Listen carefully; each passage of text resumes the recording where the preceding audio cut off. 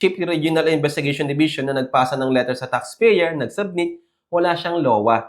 So, hindi sila pwedeng manghingi ng tax returns sa other offices of the BIR kasi wala silang authority mag-conduct ng audit investigation kasi wala silang letter of authority or LOA na pirmado ng regional director. So, ano pong gagawin namin, sir? Susulat nga kayo. Pag sumulat kayo, i-address niyo yung sulat niyo dun sa sumulat sa inyo.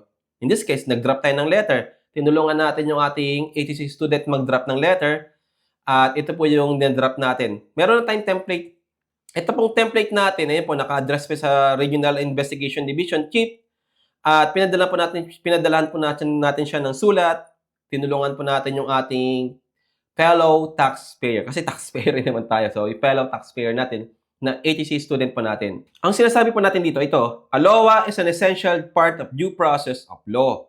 Any tax assessment issued without a LOA is a violation of taxpayers' right to due process and it is therefore inescapably void. And a void assessment bears no valid proof. Tapos, sinite po natin yung mga Supreme Court decision like the Avon Manufacturing Incorporated versus the BIR-CIR, pati po yung Revenue Memorandum Circular Number 75/2018. This is 8 pages po. 8 pages to. Tapos, ito po ay edit nyo lang. Free na po itong template ng ating protest letter na ginamit actually ng ating ATC student na tinulungan po natin. Basta, meron kayong RWB book.